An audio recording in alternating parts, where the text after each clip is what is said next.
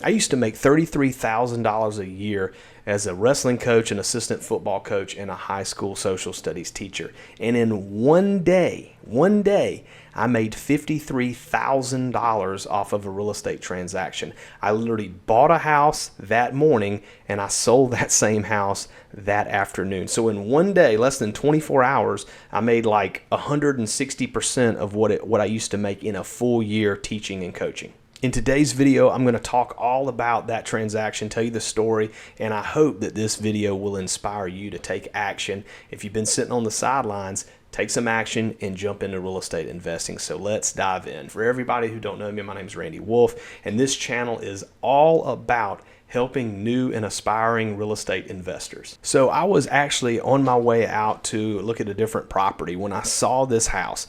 And this house looked like it was vacant, and so I decided, you know what, let me see what the deal is with this house. And so I pulled up PropStream and I pulled up the information on who the owner was and that sort of thing. And if you're interested, you can click in the link below in the description and get a 7-day free trial at PropStream, basically where you can find properties and research and that sort of thing. But I pulled it up, found the owner's name, and I skip traced and I called the guy, and we had really good rapport. Like, I talked to him on the phone and you just had a great conversation. And so I was kind of like pulling comps and trying to figure things out and look at it. And ultimately we spoke again later that day. And at that point, I made him an offer just kind of based on seeing the exterior and running some comps. And so I offered him $40,000.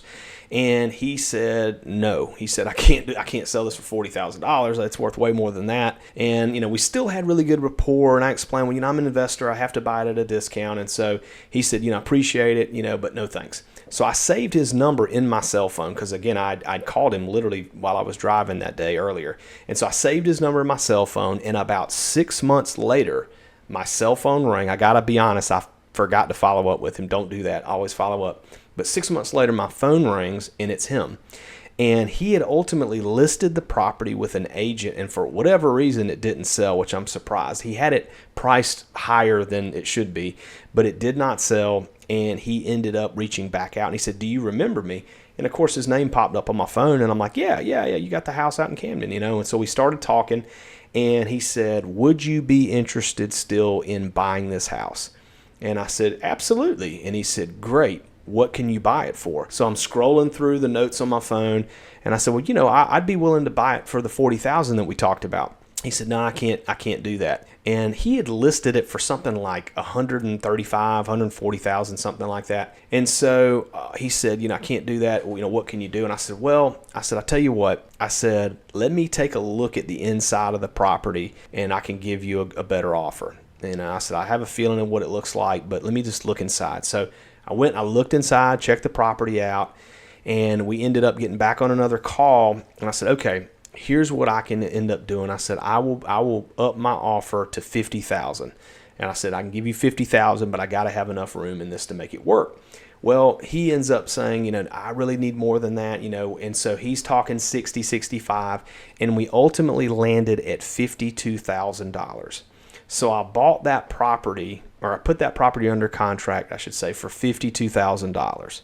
Now, my plan was I was going to go in there and do some updates to the property, and I was going to flip it. That was what I was kind of intending to do.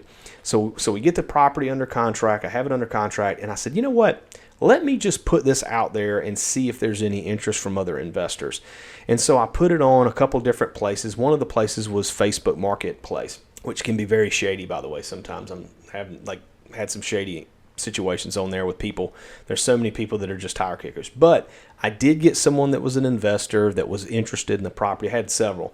And they wanted to go see it. And so they looked at the property and they said, we'd like to buy it. And so I ended up putting it out there for $120. I knew that I wasn't going to get $120 from an investor. But I still kind of put it out there to give me, some wiggle room. And like I said, I really had planned on flipping it anyway. And so we started negotiating, and they really, really wanted to end up being at, they were like, hey, look, we need to be a lot lower than this. Like, we need to be, probably around 80,000 or so, 80, 90,000.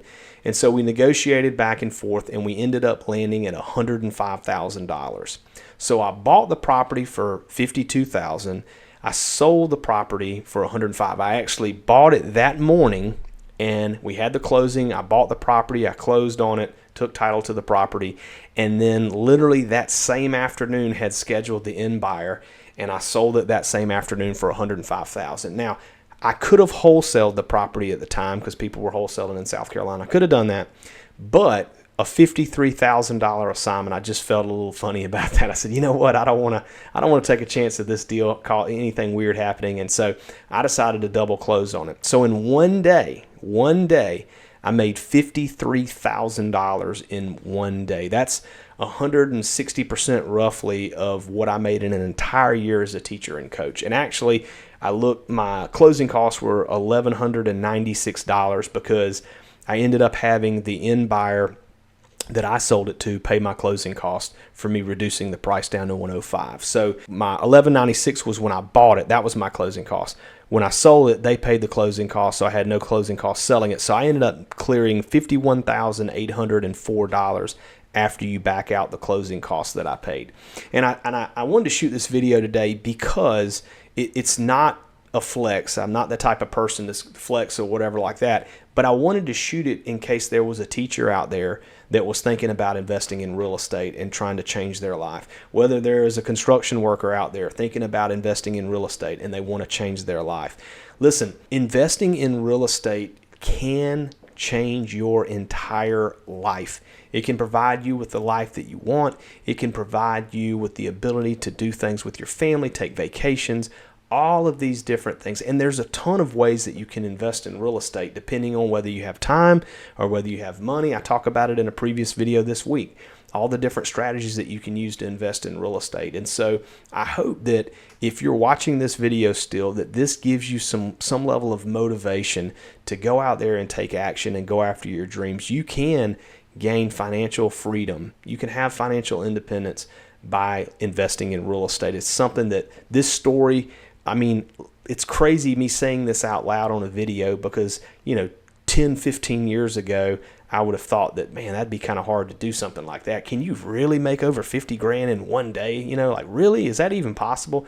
It's absolutely possible. I've had other deals that I actually double closed on as well. I've had multiple deals where I bought them that day and then sold them the same day.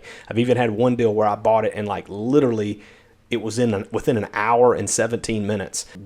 The person I was buying the deal from, they were in the attorney's office and the seller I was selling it to, and it was kind of awkward.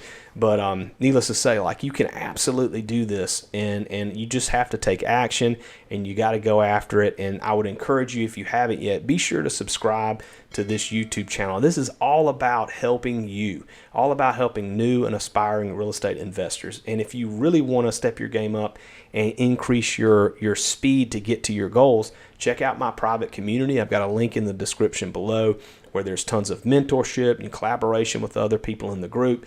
And it's definitely a way that, you can learn what you need on this YouTube channel. But if you want to have the fast track, kind of the easy button, check out that private community because it can definitely help you. And as I said, real estate investing can change your life. So as always, I appreciate you watching today, and I'll see you on the next one.